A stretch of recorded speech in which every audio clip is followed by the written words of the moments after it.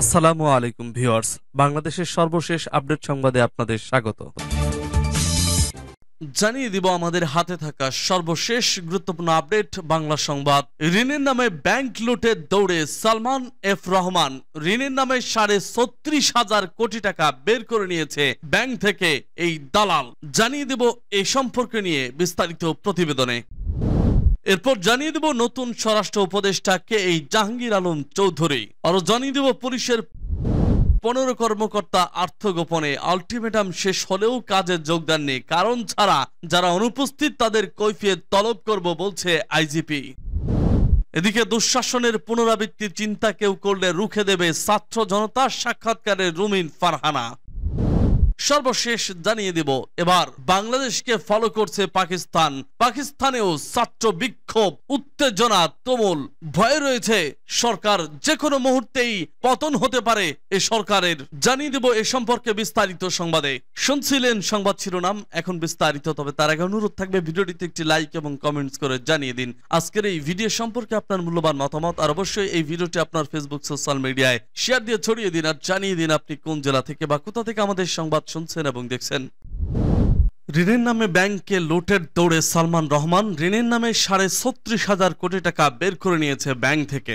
ঋণের নামের ব্যাংকের টাকা হরিলুটের দ্বিতীয় শীর্ষ অবস্থানে বেক্সিমকো গ্রুপের vice chairman Salman F Rahman. রাজনৈতিক প্রভাব খাটিয়ে একাই ব্যাংক খাত থেকে ঋণের নামে প্রায় ৩৬,০০০ কোটি টাকারও বেশি অর্থ বের করে নিয়েছেন। তিনি ছিলেন সাবেক প্রধানমন্ত্রী শেখ হাসিনার বেসরকারি শিল্প ও বিনিয়োগ উপদেষ্টা। কেন্দ্রীয় ব্যাংকের মতে অনেক আগেই এসব ঋণ খেলাপিতে পরিণত হওয়ার কথা, কিন্তু ক্ষমতার প্রভাব খাটিয়ে একাধিকবার পূর্ণ তফসিলের মাধ্যমে তার লুটপাটের ঋণের বেশিরভাগই অখিলাফের তালিকায় রাখা হয়। শুধু তাই নয়, বৈদেশিক মুদ্রা রিজার্ভ থেকে নেওয়া ইডিএফ অর্থাৎ এক্সপোর্ট ডেভেলপমেন্ট ফান্ড ঋণের ৬৫৫ কোটি টাকা অর্থাৎ ৫,৬০,০০,০০০ মার্কিন ডলার পরিশোধ করেননি। বেক্সিমকো গ্রুপের কাছ থেকে এসব ডলারের ঋণ ফেরত আনতে না পারার কারণে ২০২২ সালের নভেম্বর থেকে ইডিএফ ঋণ সুবিধা দেওয়া বন্ধ রাখা হয়েছে। ইডিএফ ঋণ দেওয়া হয় মূলত বৈদেশিক মুদ্রা রিজার্ভ থেকে। এই ঋণ রপ্তানিকারকদের ৩ থেকে ৪% সুদ হারে দেওয়া হয়। নথি পর্যালোচনায় দেখা গেছে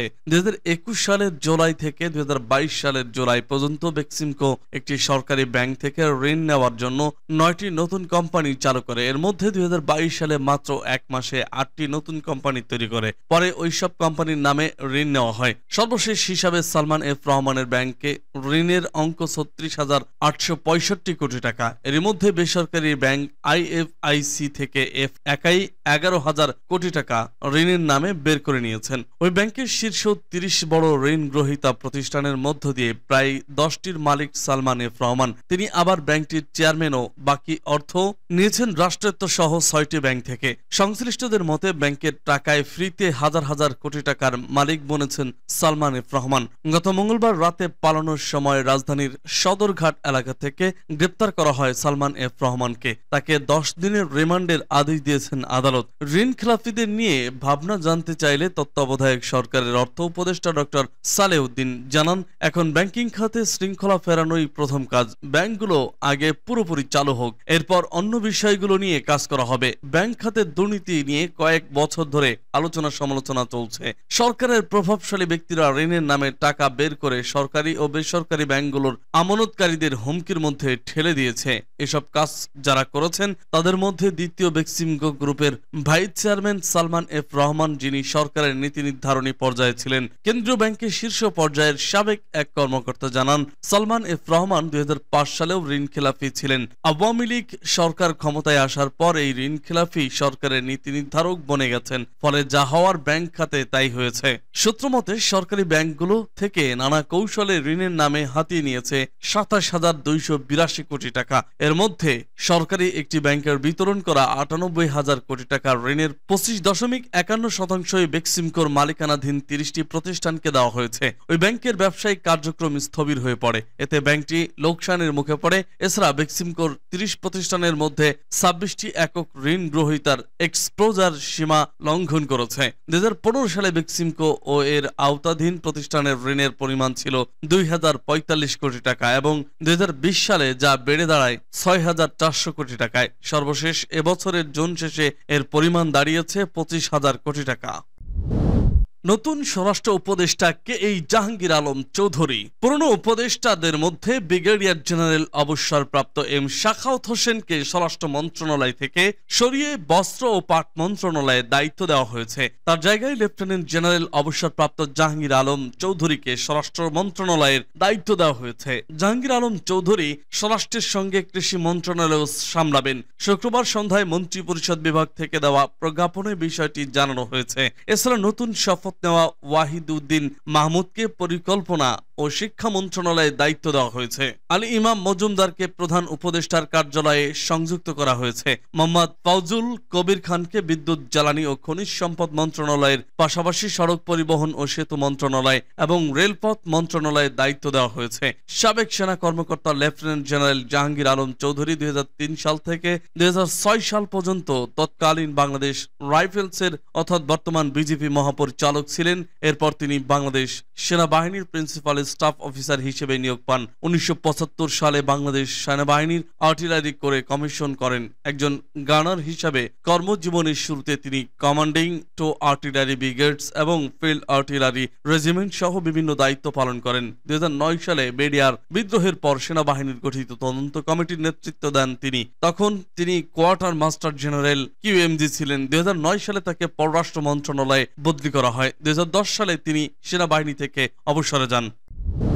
পুলিশের 15 কর্মকর্তা আত্মগোপনে আলটিমেটাম শেষ হলেও কাজে যোগ দেননি। কারণ ছাড়া যারা অনুপস্থিত তাদের কৈফিয়ত তলব করব বলছে আইজিপি। সারা দেশে পুলিশের কার্যক্রম প্রায় স্বাভাবিক হয়ে গেলেও খবর নেই আলোচিত 15 পুলিশ কর্মকর্তার। অন্তর্বর্তী সরকারের আলটিমেটাম শেষ হলেও কাজে যোগ দেননি তারা। কারো কক্ষের দরজায় ঝুলছে তালা, আবারও কারো কক্ষ খোলা পাওয়া গেলেও চেয়ার টেবিল নেই। এই অবস্থায় প্রশ্ন উঠেছে সেই পুলিশ কর্মকর্তারা এখন কোথায়? এই কর্মকর্তারা বাদেও বাধ্যতামূলক অবসরে যাওয়া কজনের খোঁজ মিলছে না। সংশ্লিষ্টরা বলছেন প্রধানমন্ত্রীর পদ থেকে শেখ হাসিনা পদত্যাগের পর অনেকেই রয়েছেন আত্মগোপনে। এদের অধিকাংশই বিভিন্ন মামলার আসামি। পুলিশ মহাপরিদর্শক মোহাম্মদ মইনুল ইসলাম এই প্রতিবেদককে বলেন, কারা কারা এখনো কাজে যোগ দেননি তার প্রকৃত হিসাব এই মুহূর্তে নেই। তবে বেশিরভাগই কাজে যোগ দিয়েছেন। কিছু কিছু আছেন যারা ছুটিতে, কেউ আহত হয়ে চিকিৎসাধীন। এরপর কোনো কারণ ছাড়াই যারা অনুপস্থিত তাদের কাছে অবশ্যই আমরা কৈফিয়ত তলব করব। কর্মস্থলে অনুপস্থিত এবং দায়িত্ব পালন না করা পুলিশ সদস্যদের 15 আগস্টের মধ্যে কাজে ফেরার নির্দেশ দিয়েছিলেন অন্তর্বর্তী সরকারের স্বরাষ্ট্র উপদেষ্টা ব্রিগেডিয়ার জেনারেল অবসরপ্রাপ্ত ডক্টর এম শাখাওয়াত হোসেন। কিন্তু তার আলটিমেটাম শেষ হলেও ক্ষমতাচ্যুত সরকার ঘেঁষা হিসেবে পরিচিত ঢাকা মহানগর পুলিশের ডিএমপি ওই 15 কর্মকর্তা গতকাল পর্যন্ত কাজে যোগ দেননি বলে জানা গেছে। স্বরাষ্ট্র উপদেষ্টা শাখাওয়াত হোসেন বলেছেন, বেঁধে দেওয়া সময়ের মধ্যে কাজে যোগ না দিলে অনুপস্থিতিরা আর চাকরি করতে চাইছেন না বলে ধরে নেওয়া হবে। সে হিসাবে পরবর্তী ব্যবস্থাও নেওয়া হবে। 15 আগস্টের মধ্যে কাজে যোগ না দিলে চাকরি থাকবে না পুলিশের। ডিএমপি সূত্র বলছেন, যারা এখনো কাজে যোগ দেননি তাদের মধ্যে আছেন অতিরিক্ত commissioner crime and operations হারুনার Rashid, অতিরিক্ত কমিশনার হাফিজ আক্তার, অতিরিক্ত commissioner counter terrorism Mohammad Asaduzzaman, যুগ্ম কমিশনার বিপ্লব কুমার সরকার, যুগ্ম কমিশনার খন্দকার নুরুন নবী, সঞ্জিত কুমার রায়, যুগ্ম কমিশনার ট্রাফিক দক্ষিণ মেহেদি হাসান, যুগ্ম কমিশনার ট্রাফিক উত্তর সুদীপ কুমার চক্রবর্তী, যুগ্ম কমিশনার ক্রাইম লিটন কুমার সাহা, যুগ্ম কমিশনার লজিস্টিক জাহিদুল আলম, যুগ্ম কমিশনার সাইবার সিকিউরিটি ও সাপোর্ট সেন্টার উত্তর আশরাফ হোসেন, যুগ্ম কমিশনার সাইবার সিকিউরিটি ও সাপোর্ট সেন্টার দক্ষিণ মোহাম্মদ শহীদুল্লাহ, যুগ্ম commissioner transport AVM Masud Hossain, উপকমিশনার কাজী আশরাফুল আজিম এবং পুলিশ সদর দপ্তরের অতিরিক্ত ডিআইজি প্রলয় কুমার সাহা। খোঁজ নিয়ে জানা গেছে ডিএমপি সদর দপ্তরের ক্রাইম বিভাগ, প্রশাসন বিভাগ সহ 2-1টি ইউনিটের সদস্যরা পুরোদমে অফিস করছেন। বাকিদের কক্ষে তালা ঝুলতে দেখা যায়, অনেকের ফোনও বন্ধ। তবে থানাগুলোয় 95% পর্যন্ত পুলিশ সদস্য কাজে যোগ দিয়েছেন। সাক্ষাৎকারে রুমিন ফারহানা, দুঃশাসনের পুনরাবৃত্তির চিন্তা কেউ করলে রুখে দেবে ছাত্র জনতা। বিএনপির জাতীয় নির্বাহী কমিটির আন্তর্জাতিক বিষয়ক সম্পাদক ব্যারিস্টার রুমিন ফারহানা বলেছেন, আওয়ামী লীগের 15 বছরের দুঃশাসনের পুনরাবৃত্তির কথা আগামী দিনে কেউ চিন্তা করলেও ছাত্র জনতা তাদের রুখে দেবে। তিনি বলেন, বিএনপির ভারপ্রাপ্ত চেয়ারম্যানকে সম্পূর্ণ অগণতান্ত্রিকভাবে দেশের বাইরে রাখা হয়েছে। এ নিয়ে আইনি প্রক্রিয়া চলছে। আশা করছি শিগগিরই তিনি বীরের বেশে দেশে ফিরবেন। দেশবাসী তার অপেক্ষায় রয়েছেন। গতকাল ঢাকার এলিফ্যান্ট রোডের নিজ বাসভবনে বাংলাদেশ প্রতিদিনকে দেওয়া একান্ত সাক্ষাৎকারে একথা বলেন সাবেক এই সংসদ সদস্য। এ সময় রুমিন তার দল বিএনপি আগামীর বাংলাদেশ সহ বিভিন্ন বিষয়ে কথা বলেন। গত 15 বছর আওয়ামী লীগের শাসনামল প্রসঙ্গে রুমিন ফারহানা বলেন, 15 বছরে দেশের সর্বনাশ বলতে যা বোঝায় আওয়ামী লীগ সবই করেছে। ক্ষমতাকে কক্ষিগত করার জন্য এমন কোনো প্রতিষ্ঠান নেই যা তারা দলীয়করণ করেনি। গণমাধ্যম, ব্যবসা প্রতিষ্ঠান, বিচার বিভাগ সহ প্রতিটি রাষ্ট্রীয় প্রতিষ্ঠান দলীয়করণ করেছে। লোভে প্রলোভন অথবা ভয়ে প্রতিষ্ঠানগুলোর কর্মকর্তা ও কর্মচারীরা দলীয় ক্যাডারের মতো ব্যবহার করেছে। সালমান এস আলম সহ ব্যবসায়িক ক্যাডার তৈরি করেছে। ফারজানা রূপার মতো অনেককে সাংবাদিক ক্যাডার বানিয়েছে। বেনজির হারুন, আসাদুজ্জামান মিয়া বিপ্লবের মতো পুলিশ প্রশাসনে অনেক দানব সৃষ্টি করেছে। তাদের অনেক বেশি অবৈধ সুবিধা দিয়েছে। প্রত্যেকটি প্রতিষ্ঠানের দায়িত্বশীলরা সরকারের এবং সরকারি দলের দলীয় ক্যাডারের মতো আচরণ করেছে। এবার পাকিস্তানের ছাত্র বিক্ষোভ। পাকিস্তানেও এবার ছাত্র বিক্ষোভ শুরু হয়েছে। বিক্ষোভের মুখে গতি কমিয়ে দেওয়া হয়েছে ইন্টারনেটের। দেশটির সাবেক প্রধানমন্ত্রী ইমরান খানের মুক্তির দাবিতে এই বিক্ষোভের ডাক দিয়েছেন শিক্ষার্থীরা। সূত্র জিও নিউজ, ডন রয়টার্স। প্রাপ্ত খবর অনুযায়ী আগামী 30 আগস্টের মধ্যে সাবেক প্রধানমন্ত্রী ইমরান খানের মুক্তির দাবিতে সরকার পতনের আলটিমেটাম দিয়েছে পাকিস্তান স্টুডেন্ট ফেডারেশন PSF। ছাত্র সংগঠনটি বলেছে তারা দেশে সত্যিকারের গণতন্ত্র পুনরুদ্ধারের জন্য এই আন্দোলন শুরু করেছে। 30 আগস্টের মধ্যে দাবি পূরণ না হলে গণ অভ্যুত্থানের জন্য সারা পাকিস্তানে বিক্ষোভ শুরু হবে। এই বিক্ষোভের সঙ্গে যুক্ত ISF খাইবার পাখতুনখোয়া সভাপতি আশফাক মারওয়াত গতকাল পেশওয়ার প্রেস ক্লাবে আয়োজিত এক সংবাদ সম্মেলনে বলেন, দেশে ব্যাপক মুদ্রাস্ফীতি ও বেকারত্ব সৃষ্টি হয়েছে।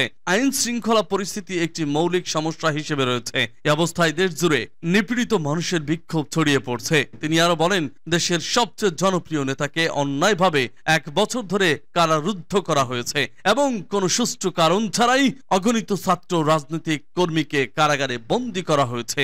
এমন অবস্থায় ছাত্র আন্দোলন শুরু করা ছাড়া আর কোনো বিকল্প ছিল না। শিগগিরই একটি অ্যাকশন কমিটি গঠন করা হবে। এই কমিটি লক্ষ্য অর্জনের জন্য সংবিধান ও আইনের কাঠামোর অধীনে কাজ করবে। এদিকে এমন পরিস্থিতিতে পাকিস্তান জুড়ে ইন্টারনেটের গতি কমিয়ে দেওয়া হয়েছে। ফলে নেট ব্যবহারে বিঘ্নের মুখে পড়েছেন ব্যবহারকারীরা। কোথাও ইন্টারনেট বন্ধ করা হয়েছে, আবার কোথাও খোলা থাকলেও গতি অনেক কম। বিষয়টি নিয়ে ইন্টারনেট সংযোগ সরবরাহকারীরা কিছুই বলতে পারছে না, মুখ খুলছেন না পাকিস্তান টেলিকমিউনিকেশন অথরিটি PTA। দেশটির হোয়াটসঅ্যাপ ব্যবহারকারীরা জানান, পাকিস্তান জুড়ে সামাজিক যোগাযোগ মাধ্যমটিতে বার্তা পাঠাতে কিংবা কোনো কন্টেন্ট আপলোড ও ডাউনলোড করতে স্বাভাবিক সময়ের চেয়ে বেশি সময় লাগছে। অনেক সময় সেটাও করা যাচ্ছে না। তাদের অভিযোগ, সামাজিক যোগাযোগ মাধ্যম ব্যবহারের বিঘ্ন ঘটার মাধ্যমে সরকার শুধু যোগাযোগই ব্যাঘাত ঘটাচ্ছে না, মৌলিক অধিকারও লঙ্ঘন করছে। সেই সঙ্গে বিদেশে দেশের ভাবমূর্তি লঙ্ঘিত হচ্ছে। প্রসঙ্গত এরই মধ্যে পাকিস্তানের সাবেক প্রধানমন্ত্রী ইমরান খান ভবিষ্যদ্বাণী করেছেন, দেশটির বর্তমান সরকারের হাতে আর মাত্র 2 মাস রয়েছে।